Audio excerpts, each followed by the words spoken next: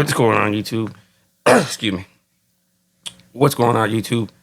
Thank you for tuning in to another episode of Welcome to Texas Podcast, where we talk about everything and anything about Texas. You know, it's been a minute since I made a video, but let's see what happens. I've just been watching YouTube, and I've been seeing this thing about the Hells Angels going up to Colorado. And I think it's a bunch of nonsense. This is just my take. The Hells Angels, they're a transnational organization. They got chapters all over the world. The last thing they want to do is bring attention to themselves. They don't want no RICO charges. They don't want no state charges. They're too busy doing their own thing. And I'm pretty sure whoever mentioned them and threw their name out there is going to get probably disciplined or going to get told something. Because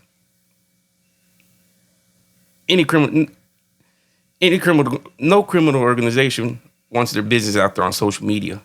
Even if they were going to go up to Colorado, the last thing they want is for anybody to know that they're going to go up there and do anything. Because at the end of the day, there's still laws in place. Just because they're illegals, you still get sentenced for a body. If you just go out there and just recklessly and think you're just some vigilante, you're going to go out there and, they're immigrants. You're still going to get a sentence, buddy. So all that tough talk that, I'm going to go down there. But if you're ready to go and catch a sentence for what you believe, then more power to you. But I doubt, you ain't, it's easier to tough talk over the internet, that you're going to go do this, you're going to go do that, but in reality, ain't nobody going to do nothing.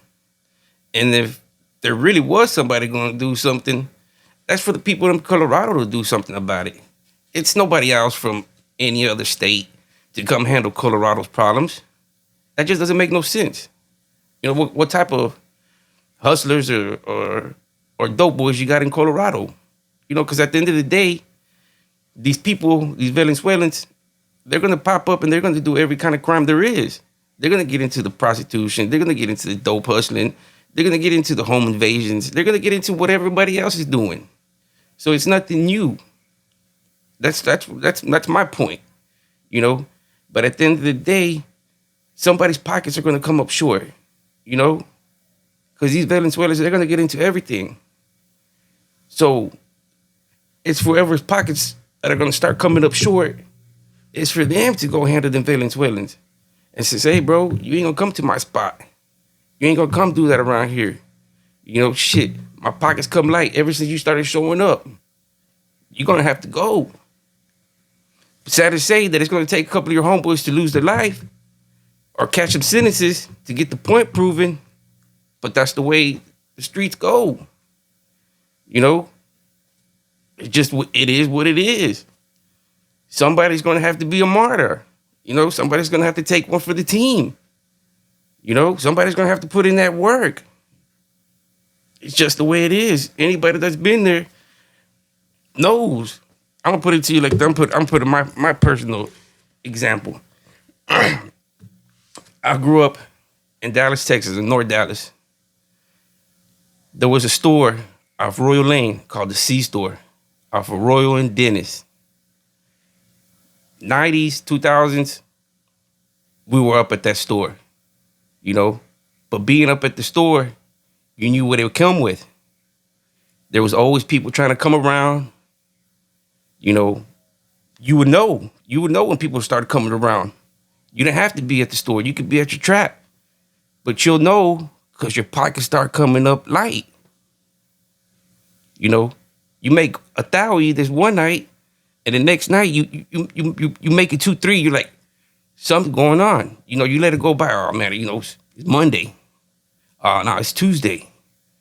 But then it happens on a Friday and Saturday, and you're like, oh man, something's going on. So then you got to go out there and you got to go investigate. You got to go out there and see, what's going on at the store? Is somebody routing them somewhere else?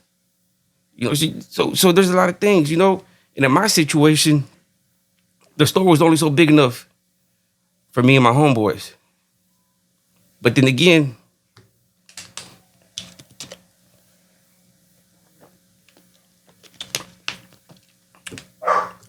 had a lot of homeboys, you know, but you could say we were from the same neighborhood, but different fractions. You know, we all had free range in that neighborhood because we were from that neighborhood. You know, we grew up in North Haven in them apartments, plantation apartments, you know. So it was only fair that if you're from there, you have first pickings. So as we get older, the block's only big enough for so many of us, you know. But there was another C-store on Forest and Dennis, just another street down, you know, another street down. But the Dolphins always go to Royal Lane at the C-store there. They don't want to go all the way to Forest Lane, you know. Some do, some don't. So half of my homeboys that I grew up with basically became my enemies. Why? Because the pockets started coming up short. You know, these are guys that I grew up with, you know, that, you know, going to the rec center, sharing a Gatorade, smoking a joint, smoking a blunt, you know, guys that I grew up with. But now we're shooting at each other, you know. They're sending people to come rob my spots. I'm sending people to go there, robbing their spots. I'm shooting up their spots. They shooting up my spots. They shooting at me. I'm shooting at them. It's over. The pockets coming up short, you know. And these are guys that I know with, that I grew up with, you know. But at the same time, if we were fighting amongst each other, we sure as hell wasn't going to let nobody come from East Dallas, South Dallas, West Dallas, come to the north and post up at our spot. You know, we would fight amongst ourselves, but when we needed to, we would team up, man. It's kind of fucked up, you know. It's so fucked up that the dude that used to shoot at me and I used to shoot at him, his brother has a kid with my sister. So that tells you how deep we grew up together. But money don't see that, you know. They will see that their pockets coming up short, just like my pockets will come up short. So there had to be an agreement, you know. The agreement was that they kept the C-store at Forest and Dennis, and I kept the C-store at Royal and Dennis with my guys, you know. And after a while, you know, that shit gets boring. You know, you get caught up, you get old, you know, you don't want to lose your life or go to prison for the rest of your life. You know, I was blessed to do very short time in prison, you know, very short time, you know. But I was also experiencing that short time. I experienced the in and outs of prison. I didn't need to be there for no 5, 10, 15 years to let me know that place wasn't for me, you know. But I was, thank God, that I went at a young age and I experienced it and it wasn't for me, you know. But I was already playing smart before I ended up going there, you know. But going there just made me a lot smarter and a lot wiser and a lot, you know, more conscious of what I was doing. You know, be more careful. You know, don't get caught slipping. Do it the right way. You know, nowadays, a lot of these dudes just like crash dummies. They go out there and just catch cases left and right. You know, that's where I'm getting at with these people from Colorado. You know, it's for them. You know, it's for these guys in the state of Colorado to step up and say, man, you know what? Y'all ain't coming into my city and making my pockets light. You know, because I got mouths to feed, I got bills to pay, and at the end of the day, I'm out here risking it.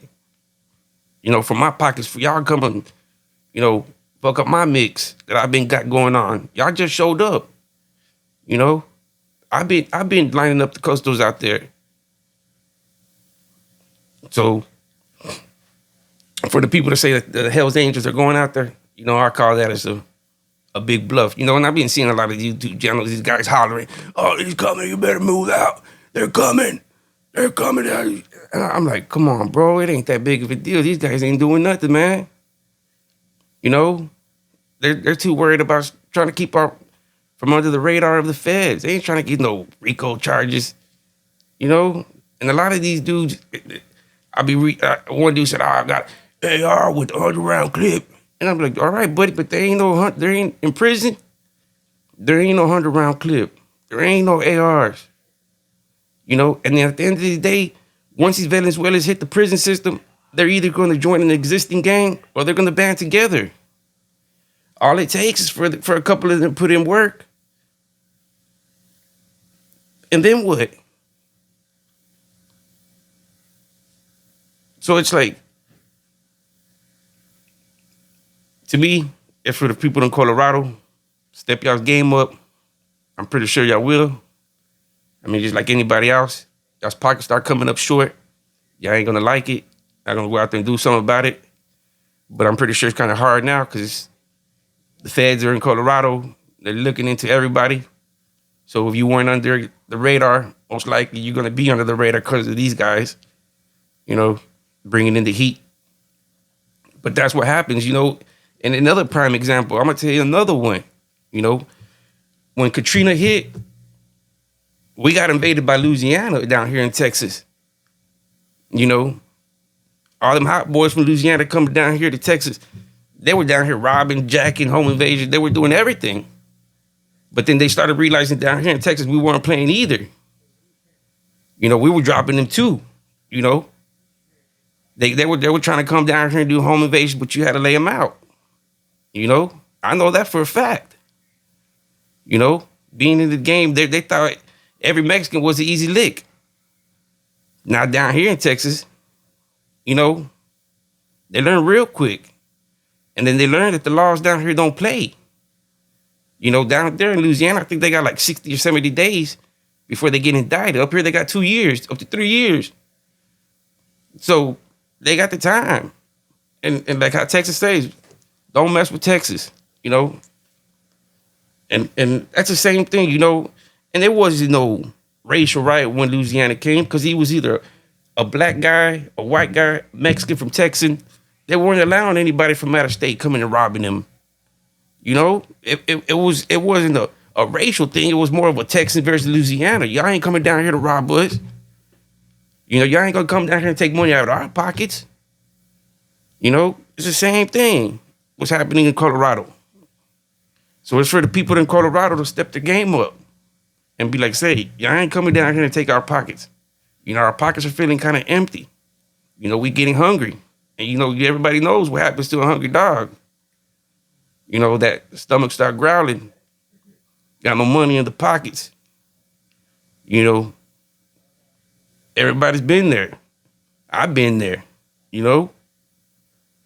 Sometimes you got to get that money to start off what you need to do. You know, some of us don't want to go work that 9 to 5. Some of us see a real quick lick and we take that lick and we flip it.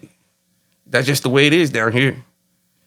You know, so I don't know how it is in Colorado, but for people asking for the Hells Angels to come and save them, I guess there really ain't no true gangsters in Colorado.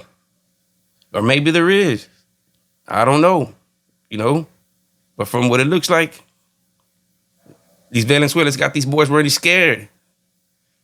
You know, and they make it seem like it's the first time these immigrants came. You know, I'm 42 years old, you know. I remember when the Cubans came to Texas. You know, I remember being at the 7-Eleven playing at the arcade and a fucking Cuban jumping over the counter trying to stab the dude, you know, with the machete or whatever knife they had.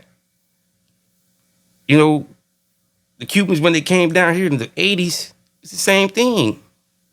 It's just, it's a crime where that passes. But it's for the people of the state or what's happening for them to stand up and say, hey, we ain't having it here, buddy. You know, take it back to another state or take it back home. Or get down here with the politics and how we do things here. It's that simple. You know, that's just my little 2 cents on that topic about the Hells Angels. Y'all have a good one.